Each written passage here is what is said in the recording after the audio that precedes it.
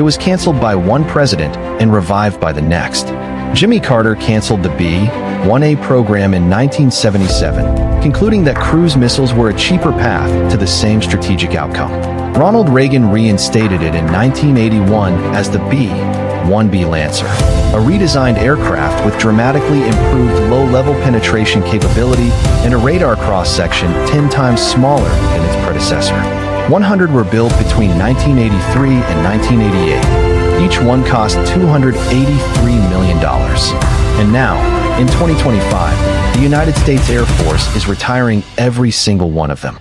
Not because they failed, because they succeeded so completely that their replacement, the B-21 Raider, was designed around the lessons they taught. The B-1B is the fastest bomber in the American inventory.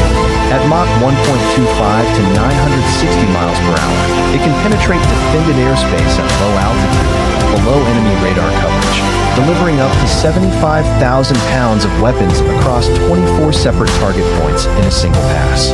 No other bomber in history has carried more conventional weapons. In 1998, a single B-1B dropped more bombs in one sortie over Iraq than any aircraft since World War II. In Afghanistan, B-1Bs flew less than 5% of all strike sorties, but delivered over 40% of all weapons dropped.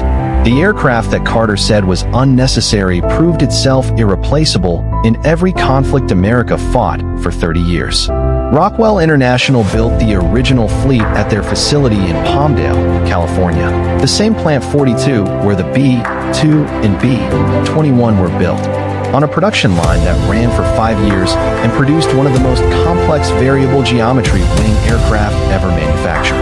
This is exactly how they built it. People hear that the B-1 is being retired and they assume it failed. It didn't. In Afghanistan, we flew less than 5% of the sorties and dropped over 40% of the weapons.